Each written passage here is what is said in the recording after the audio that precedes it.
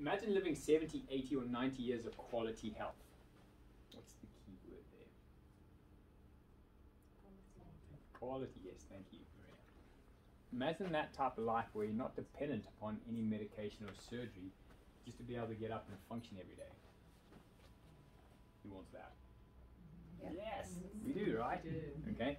Imagine having a predictable level of health in the next 10, 20 or 30 years. We'll know exactly what you'll be doing, loaded with energy and vitality, doing whatever you want, whenever you want, whether that be being an active mom or dad, be able to continue with your favorite sports or hobbies or outdoor pursuits. Or maybe it's just something as simple as being able to wake up in the morning having had a really good, refreshing night's sleep. Who wants that? Yep. Yes! Okay, well, I hope so, because this is what we're talking about tonight, is sleep. Okay. Welcome everyone, I'm Dr. Neil Thompson. This is Dr. Patrick Newman. And the fact that you guys are here today means that you are action takers.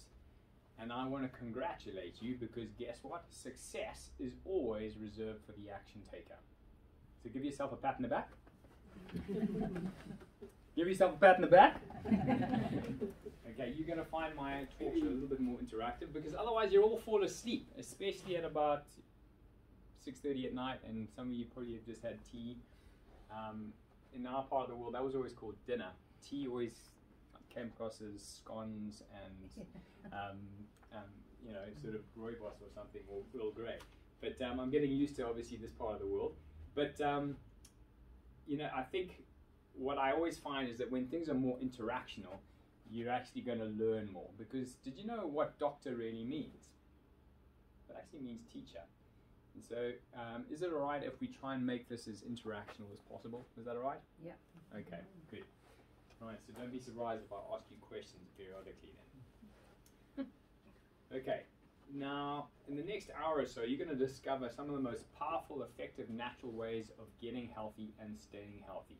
You're going to learn some information that's going to help you understand how you can have more energy, how you can have a better night's sleep, how you can become pain-free, how you can reduce sickness and dramatically reduce your chance of ever having to have surgery or developing a chronic illness like cancer, heart disease, or diabetes. Who wants all those things? Okay, well obviously we don't want cancer, heart disease, or diabetes, but we want to not to have those, right? Okay, so I always find though that I always get so much more out of the message if I understand a little bit more about the messenger. I've probably attended over 100 different conferences around the world studying the lifestyle strategies of some of the healthiest people on the planet. And I do always get so much more out of the topic if I can understand the background of where that person's coming from. So is it alright if I just very briefly share with you a little bit about how I've ended up coming to stand here and speak to you about sleep issues. Is that alright? Mm-hmm. Yeah. Okay. Because I appreciate some of you are very new and you won't have any sort of exposure to myself or Dr. Newman or Align for Life in general. I grew up in Southern Africa. I finished my schooling and went to Durban University of Technology, where I finished my master's degree in chiropractic, which for those of you who are wondering why we get the title doctor, it's because it's a 6-year master's degree. Once I finished my undergrad master's degree in chiropractic, I had an incredible opportunity to go to Ireland. I had an Irish passport, which is very valuable for people in our part of the world. My grandfather was Irish, so for those of you who are wondering how come there's a redhead African, that's where it comes from. And so I had an amazing opportunity to go to the west of Ireland in Galway and help run, well not actually help run a very busy practice there. So I pretty much landed my bum in the butter, so to speak. I got exposure to seeing a lot of people very quickly. It was one of the busiest practices in the west of Ireland at the time, so it was great for a new graduate. And I got exposed to a lot of clinical experience very quickly. And within 2 years it had become the fastest growing clinic in Southern Ireland. But one of the frustrations I had is that the results that we were getting with people were often very short-lived. Now we're getting people out of pain, we're giving them some great results, but often it was short-lived. And I was frustrated with this. I wanted to ensure that we were really making a long-term impact on people's health. and the state of their spines. I didn't want just quick temporary fixes. So the practice owner at the time and myself, we had very different ideas of where we wanted to take the practice. So I left that practice and soon after started my own practice.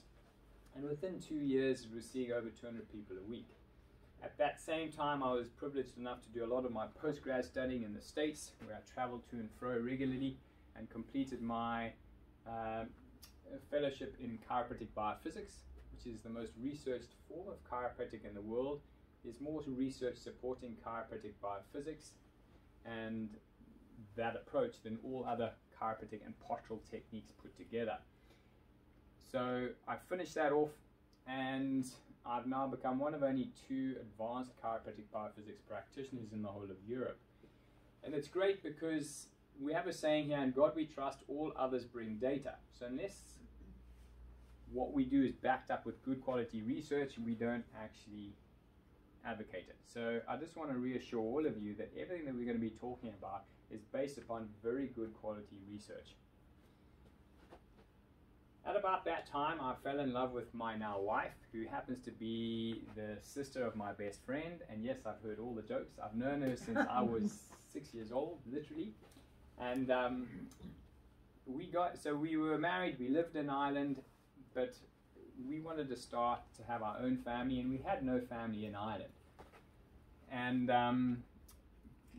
her brother, my best mate, had just moved over to the Isle of Man.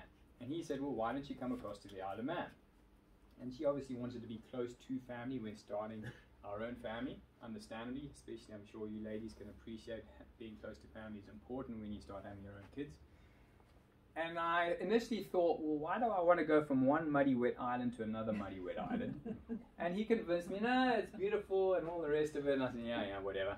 Okay. And I came over here and I was blown away just at how beautiful the Isle of Man is. And it's very family orientated as well. So it was a great place to raise families. So I thought, I think this has got real opportunity. So we thought we'll set up a clinic here. And so we set up a clinic back in 2009. So Align for Life is now just over 10 years old. And we've seen almost 5,000 people over that period of time. And we've changed the lives of hundreds of families.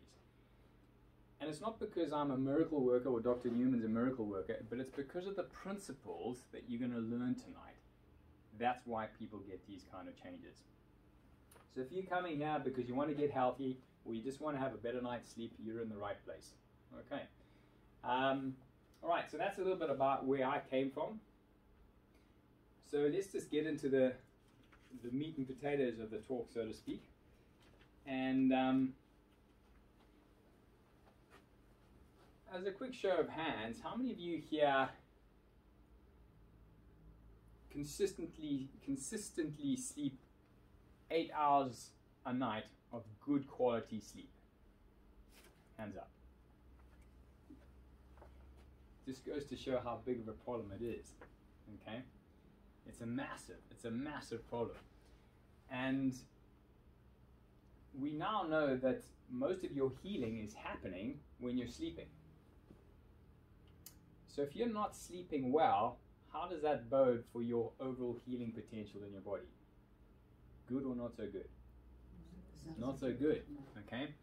So a lot of the time people think, sleeping isn't really that important. It's actually critical, and I want to try and hopefully explain to you just how important good quality sleep is, because if you're not sleeping well, your body's breaking down. And healthcare is very simple when you break it down to a maths equation. It's rate of breakdown versus rate of repair. When your body is breaking down faster than you're repairing, because you're not sleeping well, what happens? If you're breaking down faster than you're repairing, what happens? You get sick. And if that allows to continue, you get very sick. And if that allows to continue, I think we know where we're going here, right? Okay, so it's a pretty serious problem. It's not just like it makes you a little bit cranky the next day, okay? For some of you, you just want to be less cranky the next day. I get that, all right? But for some of you, you're realizing your lack of sleep is causing you massive health problems, potentially, and I'm going to share with you some of those tonight. So yes, we're going to talk about sleep issues in general. Some of you are struggling to either fall asleep, stay asleep, or you're just not getting good quality sleep. But others of you are getting issues that we will talk about a little bit later as well. All right. So we all know this is never a good sign when you see that on your phone, right? Okay, power is about to go.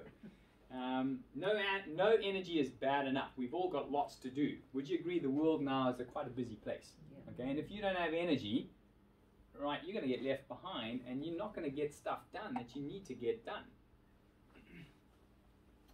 But there are other serious complications of losing sleep as well, and we're going to talk about some of them, including sleep apnea, thoracic outlet syndrome, and restless leg syndrome, amongst some others.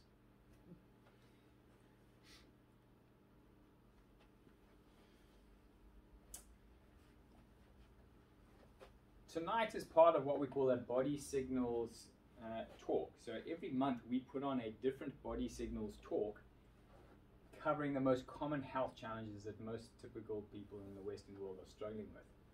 And the reason why we call them body signal talks is because we are picking common symptoms that people struggle with that are indicating that your body is not healthy. It is your body's signal to you telling you that something's not right.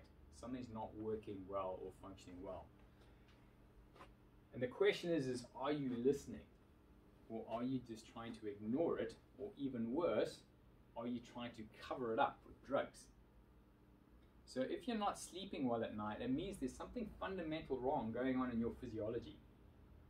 It doesn't make sense to just mask the problem with drugs. Yes or no?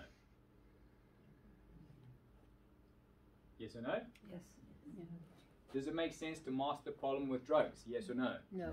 No, absolutely not. Okay? Because A, you're not dealing with the root cause of the problem. But B, eventually the drugs don't work and you have to take heavier drugs. And you end up in this downward spiral, right? Which is why some people who are, retired now are already on 5, 6, 7 different medications, and some of them by the time they're in their 70s or 80s are over 10 or 15 different medications. So body signals or symptoms are your body's way of asking for help. It's just like a fire alarm.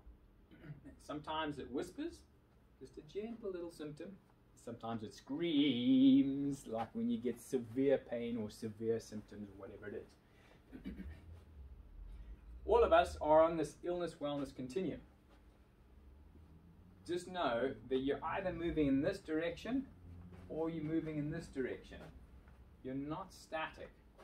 Nobody is static. You're either moving that way or that way. And symptoms tell you in what direction you are headed. So we obviously want to be moving away from this towards this high-level wellness. And just so you know, neutral point means no discernible illness or wellness, meaning you probably have no symptoms and you probably think you're healthy. But we know symptoms only arrive once the problem's been there for quite a while. Okay? They don't normally come straight away. So just because you might be totally symptom-free, yet you're not sleeping that well, don't think that that's not a serious problem. Because it's only a matter of time before you start to get a sign. For example, what's an example of a sign? Let's say you're stressed. What would be a sign that your doctor might pick up that you're stressed? Your blood pressure might be up, right? Can you feel if your blood pressure is up or not without a test? You can't, right? Okay, so that would be an example of a sign. And if that's allowed to continue, you might now start to get symptoms. So symptoms of high blood pressure might be headache, restless sleep, not sleeping well at night, and anxiety, panic attacks, and so on. And if those symptoms are allowed to get worse, it can actually eventually lead to a disability where you now get organ failure or severe dysfunction where now you actually are impaired. And obviously by now your quality of life is pretty miserable. And eventually that leads to death. So it first starts with awareness and education. So tonight, the fact that you guys are here, congratulations. You're starting to become educated and aware of some key principles of what true healthcare is. Because a lot of what we hear at the moment is sick care, not really healthcare. the NHS is amazing, and we are so privileged to have an amazing NHS. But the bottom line is the majority of what it provides is sick care, not really health care. Okay, and tonight you're going to learn the difference between sick care and health care. Okay?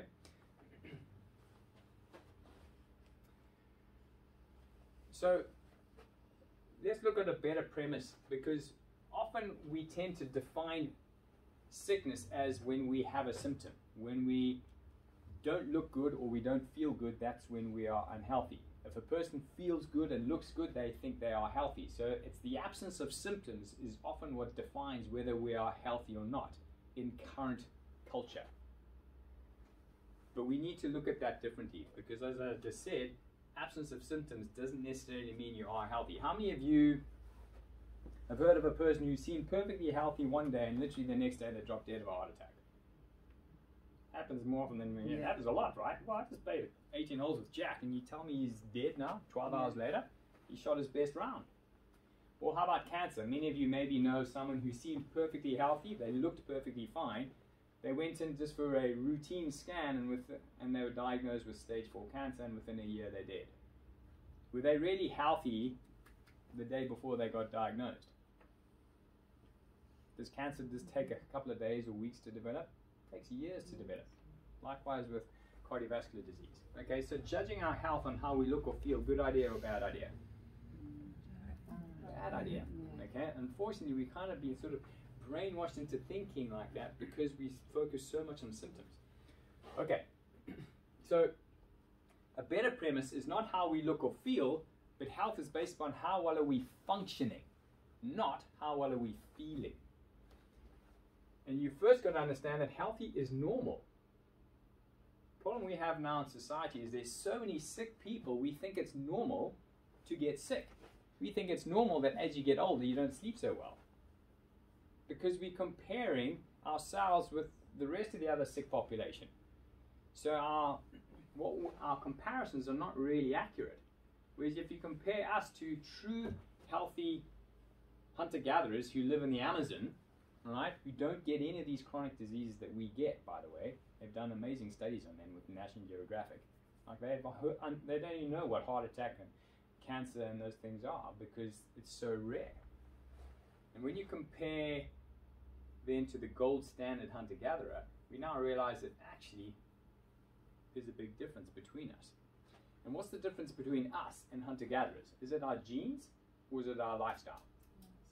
It's our lifestyle, right? You could go and technically mate with a hunter-gatherer living in the Amazon and you'll have a perfectly healthy baby. The genes are exactly the same. It's the lifestyle that's totally different. How many of you would agree that lifestyles today are a lot more stressful than they were 10 years ago? Absolutely.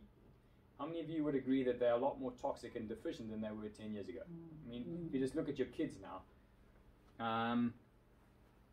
You know, when we grew up, when I say we, it's a sort of a royal sort of anyone over the age of 30 and above, you know, we hardly ever had processed meals, microwave meals. I mean, going for McDonald's was like a serious treat if you ever did. Whereas now, kids today, would you say they're eating healthier or less healthier than we were kids? Less healthy. Are they exercising more or less than us? Less. Okay? So is it any surprise we're now seeing more stress-related disorders even in the younger generation, which will even include sleep problems as well? Absolutely. Okay. So unless you're in the 5% of the population who has a true genetic problem, and it's only about 5% by the way, and we think it's even probably less than that. So unless you're in that 5% of the population, for the rest of us 95%, healthy is normal. That is your factory default. If you give the body what it needs and you remove what it doesn't need. Fair enough? Okay. Healthy is normal. Your body is smart. Is it clever that when you are in an unhealthy situation for a period of time, you should start to develop symptoms?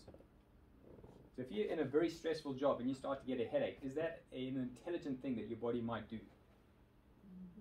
Why is it giving you a headache? Because it's telling you, this is not healthy for you. Either change what you're doing here or get out of there. Right? Symptoms are like fire alarms. They're trying to tell us something's wrong. We need to change it. So our body is very, very smart.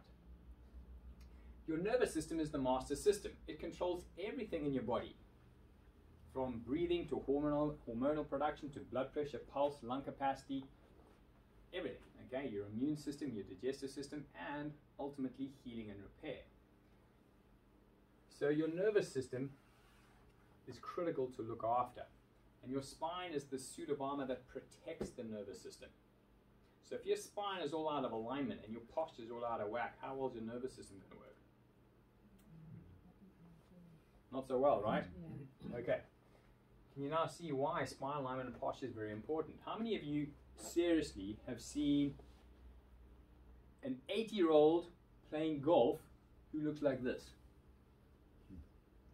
Doesn't happen, right? But you do occasionally see a 90-year-old playing golf and he's still fairly upright.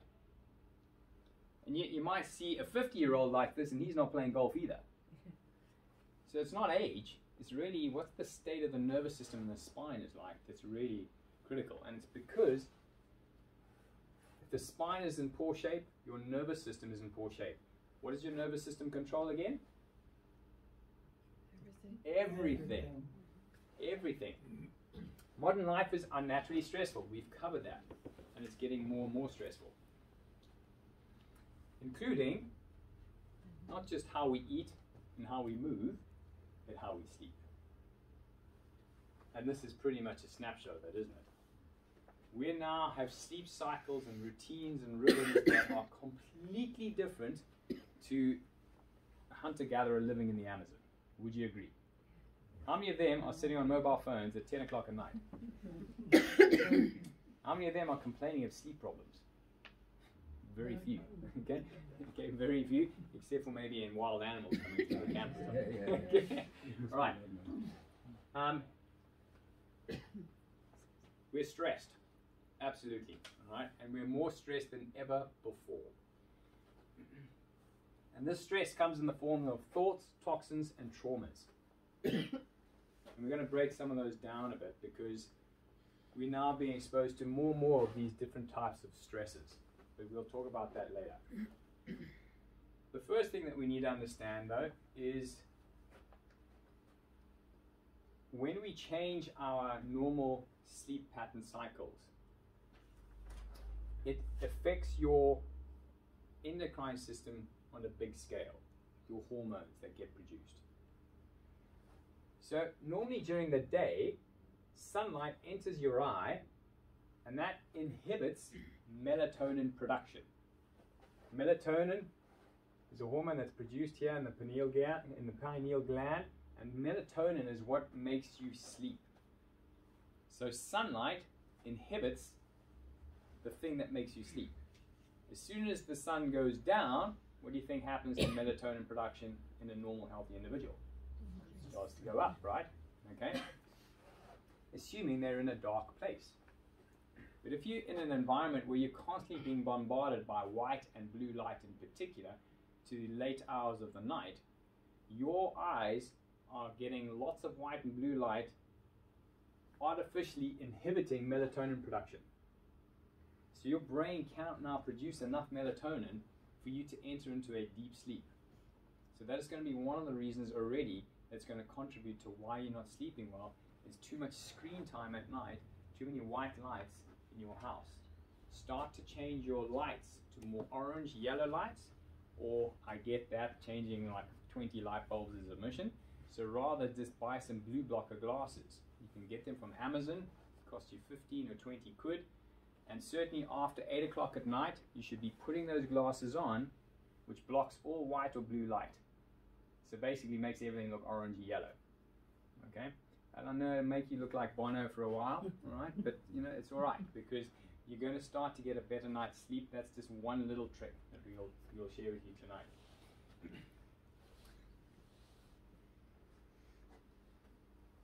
You've got to remember that historically we didn't really have any light after sunset unless it was fire, candlelight, which is an orange yellow light.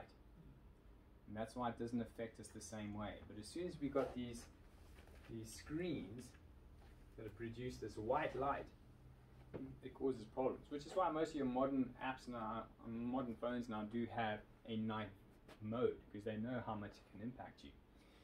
But TVs, laptops, computers, all of that need to be checked. Use those blue blocker glasses, or just don't expose yourself to that kind of thing at night.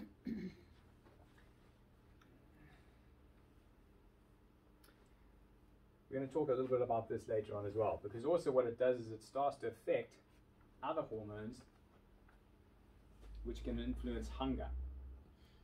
And we'll get to that in a moment. So here is your typical clock. Midnight, 2 a.m. is when you normally hit your deepest sleep. 4:30 a.m., lowest body temperature develops. By 6 a.m., this is obviously where most places are starting to get sunlight coming through.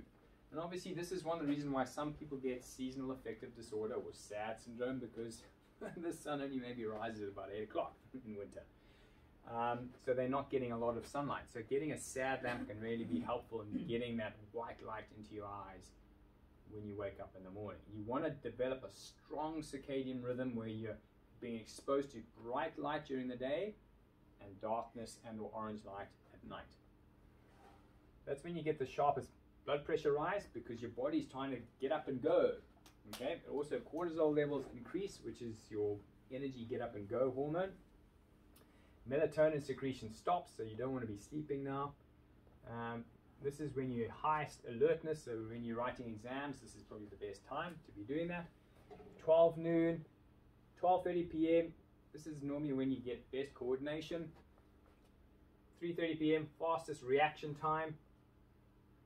5 p.m., greatest cardiovascular efficiency and muscle strength, which is why most of your big football or rugby games would be played at around this time in the evening.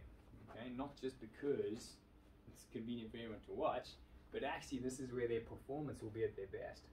Okay, and then 6:30 p.m., this is when your blood pressure is highest. And then now we start winding down, highest body temperature, now melatonin secretion starts and so on. Okay, so that's a normal circadian rhythm in a human, assuming you're going to sleep when it's dark and you're waking up when it's light. Now, how many of you here are on shift work? I work nights. Yo, okay, so this is the problem, right? It totally trashes this. Yeah. Okay, and I can tell you in the 20 years of clinical experience I've been in, the sickest people are the people on shift work. Yeah. Because the time when you do the most healing, when you're sleeping, you're never getting really good quality sleep because you never get a strong circadian rhythm. So all I'm going to suggest for those people is, as much as you can within your shift, try to get those hours when it's dark sleeping. If you cannot, all right, make sure that you're using those SAD lamps and trying to recreate it, okay, with darkness then when you're sleeping and bright light when you're awake. Okay, so you might be on Australian time when actually you're in Britain time. Yep. Okay, but you want to keep that rhythm as much as you can, but it's hard. To be honest, where possible, try get out. Right, your health is too valuable. Right, start to seriously thinking about moving away from shift work. So here's the cortisol cycle. During the daytime, we're going to start actually 6 p.m. in the evening, because this is where your cortisol levels will start to drop to their lowest. Okay, cortisol is that stress hormone, right? So it's when you start winding down, you come back from work and you want to relax and you're sort of in relax mode. So that's when your cortisol levels are going to be at their lowest. Okay, and that's obviously when you're now falling asleep as well, because you're not going to sleep if your stress hormone cortisol is high, right? Because that's when you get that racing mind. Okay, and for those of you who can't sleep at night, it's because you've got too much cortisol going through. It's because this has been messed up.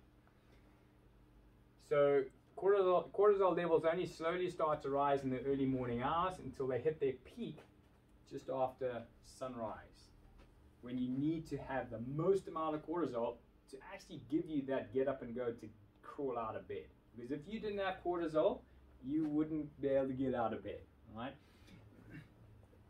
And then it slowly drops off again during the day, hitting that low level then in the evening. We want a strong day, night cycle.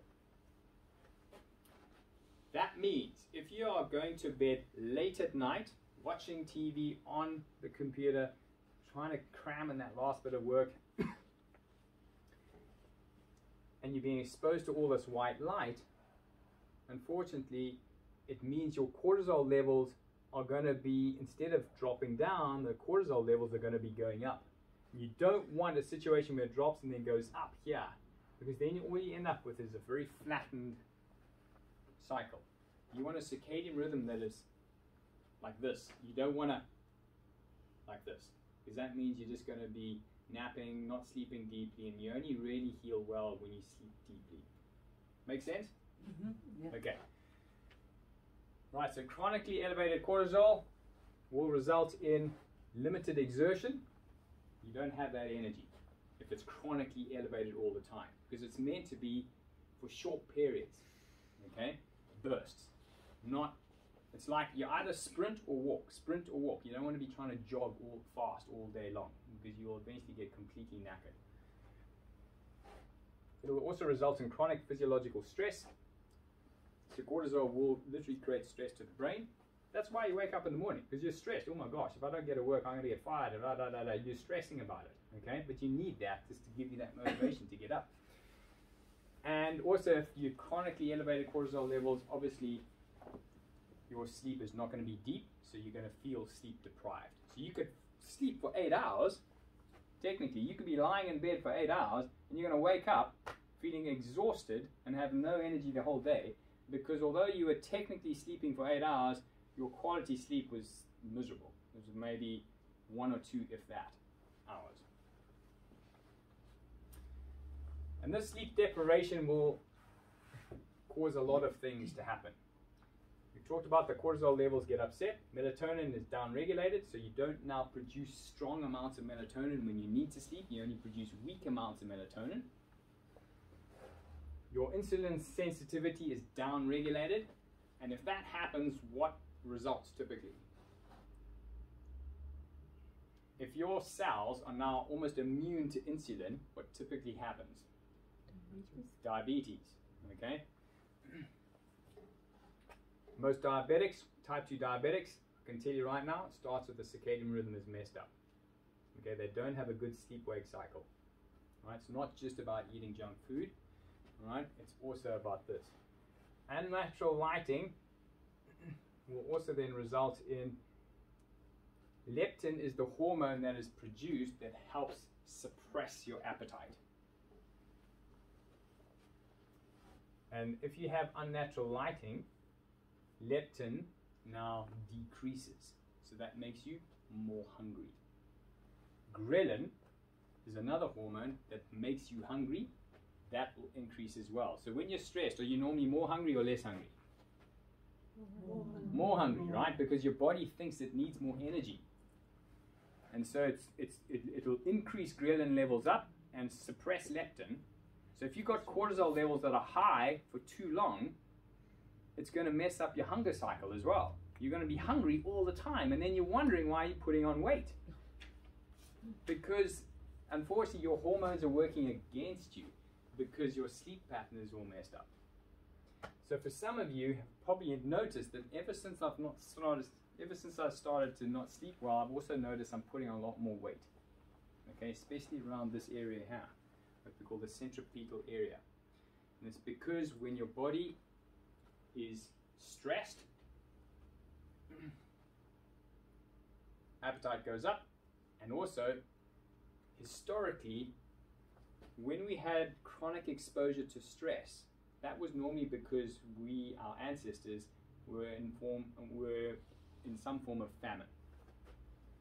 And so when you're in a famine, does it make sense that your body wants to store every bit of calorie it can in case for a rainy day? Okay? So you're going to store lots of fat. Your body will not want to burn that fat. It's going to store it. So increased cortisol levels will always increase weight being put around here and mess up your sleep cycle. And then it's a vicious circle, because the more you don't sleep properly, then the more it happens as well. Also why you particularly crave carbs. Okay? You crave carbohydrates, right? Crisps. donuts, biscuits, bread, okay, anything that gives you energy, right? Unfortunately, it's all the stuff that is just going to cause sugar spikes, and it's going to cause all sorts of health problems, not just weight gain. Okay, and that's also then why you can start to have diabetic issues as well. Okay, so we've talked about that. So what you want to try and do then is just first start the most important thing you can do for your health. This is probably my best tip for you, is start getting your sleep cycle normalized. Go to bed at 10 o'clock at night, wake up at 6 in the morning. Or go to bed at 11 o'clock at night and wake up at 7 in the morning in winter, okay? Because it's still dark at 7 o'clock in the morning. But you want to make sure you're sleeping when it's night. Try and get 8 hours of quality sleep a night. Make sure you eat fast. No computers, no screens, an hour before, unless you've got those blue blocker glasses on. Make sure the room is completely dark. No lights, no green lights or standby mode lights. It's black and as dark as possible. All right. You definitely want to block out street lights and things as well. And definitely you don't want the TV on, right, when you're in bed trying to sleep. How many of you sleep in front of the TV? I want to be honest. It's quite a few of you. Okay, and unfortunately, it just means you're never going to get into deep quality sleep. Now, some of you mistakenly think, but I can't sleep unless I fall asleep in front of the TV. But you'll never fall into really deep quality sleep. Reduce alcohol and caffeine as much as possible. They are obviously all artificial stimulants. And create a household culture. So don't have everyone going to bed at different times. Like, we all go to bed at this time, and that's just how it's done. Right? That's your bedtime. So if the bedtime is 8 o'clock at night, it's 8 o'clock at night, and enforce it, because it's probably the best thing you could do for your kids from a health point of view. Okay, you can use Fitbits and things to track it as well. All right, so these are some of the sleep issues that we are going to talk a little bit about, but you need to first understand a bit of neurology before we can do this. So when you look at the nervous system, basically your brain is constantly sending electrical messages down through the spinal cord, out through all these nerves, to every cell, tissue, organ, muscle, joint in the body. And your body in turn is sending messages back via those nerves, back up the spinal cord, back up to the brain to tell the brain what's going on. So there's this constant communication between brain, body, and brain. And it's all electricity, so it makes broadband look quite simple. But if we start to develop blockages or interferences in that nerve flow, think of it almost like a trip switch, things can start to go wrong. Your body no longer functions the way it should. The brain can now not communicate properly with the body part, or whichever one is concerned, and things can start to develop problems. So the big idea, remember, your nervous system controls everything, including your body's ability to heal and repair. So if your nervous system is flowing and functioning well, your body's going to heal and repair well. Okay? So if your nervous system is not flowing well, you're not going to heal and repair well. Also, you're not going to sleep well, because what controls hormone releases? The brain. And if your brain is stressed and the nervous system is not firing properly, your hormones are not going to be released the way they should do either. And unfortunately, this guy comes along and trashes the party. Subluxations basically are interferences in the nervous system. Basically, you may start to get a joint misalignment, which can start to cause soft tissue damage, maybe because of a trauma or bad postural habits, okay, where the spine is now jarred out of its normal alignment, or bad postural habits, the spine slowly starts to shift out of its normal alignment. This can start to cause inflammation, not just around the soft tissue, but also around the nerves, and can start to literally irritate the nerves. How many of you have ever put your mobile phone next to a speaker and you turn it on? What happens to the speaker? It crackles, right? Okay. Well, if you haven't tried it, okay, and it's because there's electrical interference. Okay, and you've got to think of it like that. And it's the same can happen when the spine is poorly aligned and it's putting pressure on the nerves. The same sort of principle can happen. You start to get nerve irritation and interference. This can also then cause muscle spasm, joint fixation, so the joints aren't actually able to move properly. But key thing of all, so if you've been nodding off, now's the time to wake up. Right? What happens is you now start to get stress hormone production being produced. It's stressful having a spine that's not aligned properly. Your body will produce cortisol, which is the stress hormone. It's going to flood your body with cortisol continually 24/7 because it's sitting there all the time. But here's the problem, is that most people, when they have subluxations, they experience no pain. So it might be going on all behind the scenes, but you actually can't feel necessarily any pain. But then you're wondering why you're stressed all the time. You're not coping well with your stress, or why you're not sleeping well at night, even if you're trying to do all these things I've just told you to do. Because you've got this constant flood of stress hormone being pushed out from the spine, stressing out the brain. Even though you're not experiencing any pain. So stress hormone production results. Melatonin is downregulated, so as soon as your body gets flooded with cortisol, melatonin also inhibits, so you're not going to sleep well. Blood pressure increases. Your insulin sensitivity downregulates, so you're more susceptible to diabetes. So it's causing way more problems than just bad posture and possibly in future back issues. It weakens connective tissues, and even your immune system is downregulated. Because what we now understand is when the spine can no longer move properly,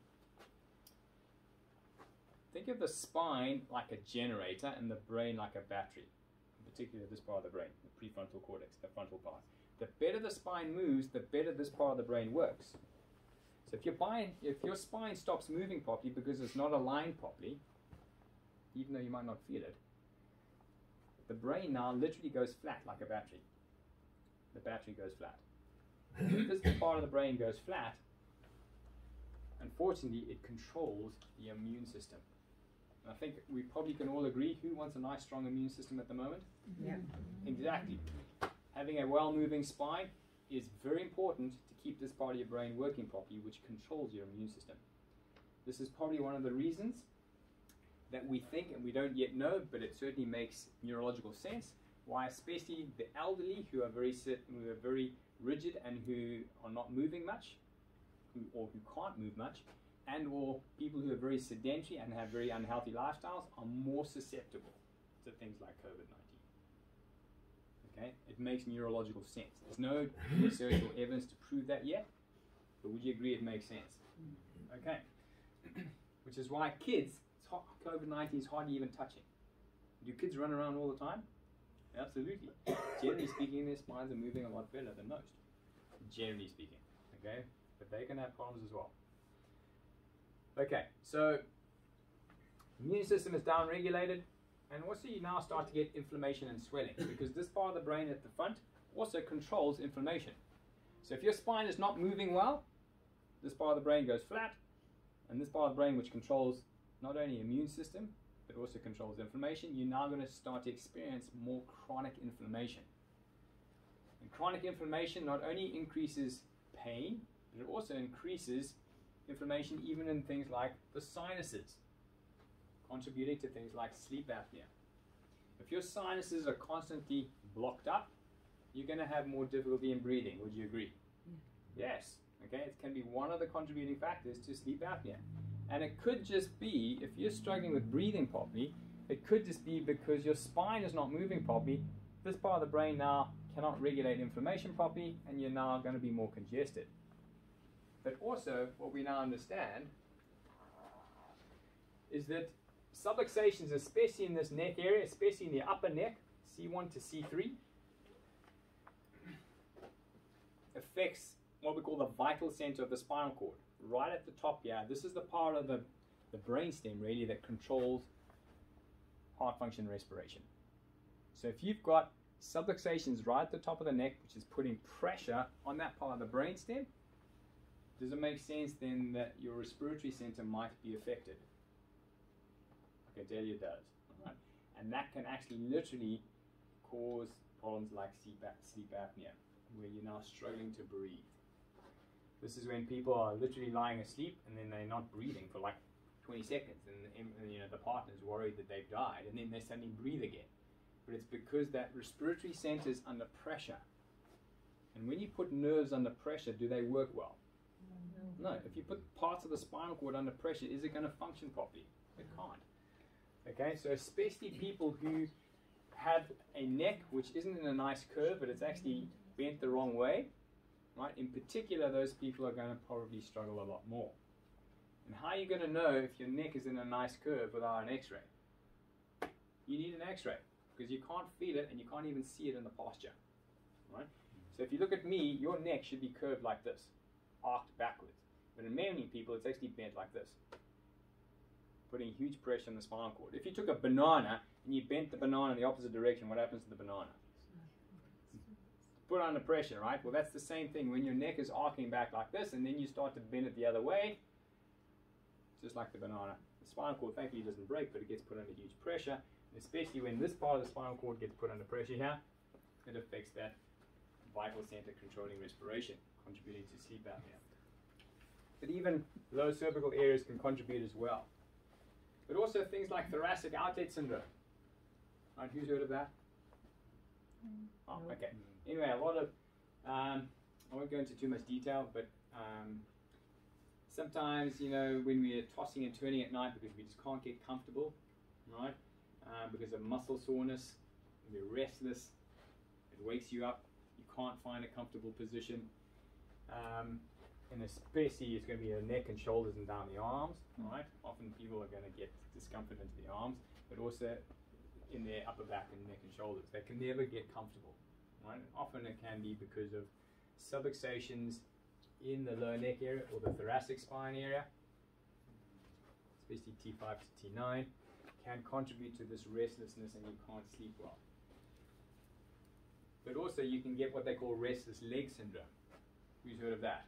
Yeah. Okay, so bottom line is pain signals are slow twitch, but movement signals are fast twitch. So what your body does is to try and inhibit those pain signals, it actually generates movement which overrides the pain signals, but you end up with this constant movement all the time, okay, which is uncontrollable for people who have restless leg syndrome. So they're lying in bed and the leg keeps going like this because it's the body's coping mechanism of trying to override pain firing. Does that make sense? Mm-hmm. Okay. Which is why when you hurt yourself, you quickly want to rub it afterwards. Okay, because it's that movement stimulus is what overrides the pain firing. It's the same with restless leg syndrome as well. And it's the kind of a coping mechanism that's kind of gone a bit awry, and so it ends up being like that, you know, for some people for months or years. And it's simply because often it can be because of subluxations in the lumbar spine and the pelvic area. L4 to L5 and S1 to S3. This is typically where the nerves come out to go supply the leg. So if you've got subluxations here, can you see how it might affect these nerves that go down the leg? Yes, no? Yeah. Yeah. Okay. Right. But again, you might not have any low back pain. And this is the problem with pain. I can't emphasize this enough. That just because you don't have pain, it doesn't mean to say there's no subluxation there, because pain is normally one of the last symptoms to come. I mean, restless leg syndrome is your body's way of trying to avoid pain, right? But clearly there's something wrong there. Okay. Just so you know, about 10% of your nervous system is concerned with sensation and pain. Less than 10%, we reckon. So you could technically be 90% damaged and you're not going to feel any pain. Right, so this is one of the problems with just basing it on pain. So these subluxations cause nerve irritation and interference in your body's innate ability to heal and remain healthy and allow normal physiology to develop. So that's the picture of an x-ray. So obviously this is the front of the neck, that's the back of the neck. And you can see the kind of pressure we'd be putting on the spinal cord that runs down the back here. Your spinal cord should be in this red arc, but it's actually tracking along the black dotted lines here. So it's like that banana, which should be like this, being completely bent. Okay, and it's going to be putting a lot of pressure here. And only really an X-ray is going to be able to detect something like that. So what causes subluxations? Well, it's modern life, really, isn't it? Okay. You know, it's not just necessarily a rear-ending car accident, okay, but everyday modern life where we're sitting at computers like this for long periods of time, on our mobile phones. I mean, look at the neck position like that. And if you're writing emails and things for half an hour at a time, what do you think that's doing to the neck? And then you compound this over days, weeks, months, years. That's why we've now got kids we're now starting to see in the clinic who are literally only 15 and they look like this because they're all day, every day on some form of device, phone or laptop or iPad. Your head should only weigh about 12 pounds when it's perfectly balanced over your shoulders. It's going to feel like it's 32 pounds when it starts to shift forward like this and 42 pounds when it starts to shift like that. So no wonder these kind of people not only are struggling with probably headaches and neck problems, okay, but all sorts of other health issues because there's so many subluxations now in the neck that is developing, one of which will be causing stress to the brain, causing probably poor sleep, but there could be hundreds of other things as well that they're struggling with. So, 3 steps to correct the cause. Well, the problem is that if you have subluxations already, yeah, breaking the bad habits will maybe limit new ones coming, and we will obviously be giving you some specific exercises to help with certain postural issues, but you really have to get those chiropractic adjustments to sort out and correct those subluxation issues, because they're not going to just correct on their own. Once you're there, they're there for life until somebody like myself or Dr. Newman comes in and gets rid of them. This is what we train to do, and only chiropractors are trained to detect and correct subluxations. That is what makes our profession unique. Unfortunately, it's something that's only really been understood well in the last 10 years. Okay, which is why chiropractic only really in the last 10 years is becoming more and more mainstream. It's been around for a long time. We just didn't really understand the neurology of why it worked. So, if you can't sleep, definitely the first thing you need to start doing is get adjusted. Change those circadian rhythms, all right, and you will start to get to sleep well. You know, for many of us, we need to ask the question of how do we want to, how do you want to live your life? You know, do you want to feel like you're barely making it and always running on empty? Or do you want full power? But if you're going to have full power, you need to get rid of those subluxation issues. Which really brings me to, well, how do you know if you have any subluxations? Because I've just told you pain is not a good indicator of whether you have them or not. Many people are full of subluxations and have no pain. So there's a couple of things that we can do to try and check for them. Instrumentation. Basically, we can use electroencephalographs, EEGs, and heart rate variability tests where we can literally measure how well your brain is communicating with your body. It can measure how well your nervous system is functioning. And that can give us an idea of whether you have any subluxation problems or not. It's also going to tell us how stressed your brain is, the subconscious part of the brain, the part you can't feel. But also, some more basic sort of frontline things that we can check. Motion palpation, static palpation, so we literally can feel in the spine where the spine is not moving properly. This is what we train to do. We can also assess the posture. Postural abnormalities are normally the earliest indications of subluxation. As the posture is off, so the spine and nervous system is off as well. And so a person is more likely to have subluxation issues. And obviously then X-ray is really one of the gold standard ways of actually seeing where those subluxations are, and most importantly, how best to correct them. Because it's all fine and well to say, well, you've probably got some subluxations, but where exactly are they and how do we best correct them? You know, a picture speaks 1,000 words. How many of you would take your car to a garage and expect them to fix it without lifting the bonnet? It's kind of the same thing. Eh? If you've got spine issues there, you need to see what's going on inside. All right, so there may be some of you here today then who are wondering if you do have any subluxations. And for those of you who are, we've got obviously a special offer that we always provide at these body signal talks. And essentially it's going to provide you with a detailed analysis of really what's going on. Dr. Newman and I are part of a large network of doctors called the Wellness Champions, and part of our goal is to give you detailed insights into your health and wellness possibilities.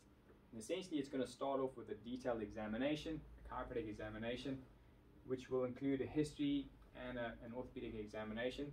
And if we feel there's any possible subluxation issues there, we'll also then order any x-rays if we feel it's necessary enough. And then we'll also do a digital posture analysis as well. Essentially, that posture analysis gives us a 3D perspective of the x-rays.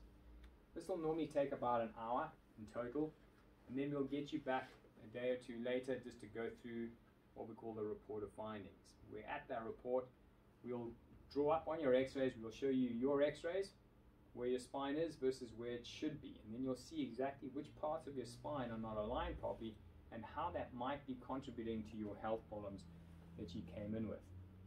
And then we'll be able to show you what we can do, whether we can actually correct those. The report also is about an hour, just under an hour long as well, about 45 minutes. So it goes through quite a lot of detail of that. Normally this all costs £160, but for the Body Signals workshops, we decided we'd give you a 50% discount. How many of you got one of these? Have you all got these? Did you get these in your hamper? Yes. Brilliant. Okay. So it effectively means you can get the whole assessment for £80. But what we've decided to do, because I know, it's crunch time at the moment. Everyone's under a tight position with coronavirus. And so we are trying to make it even easier for people to try and prioritize their health.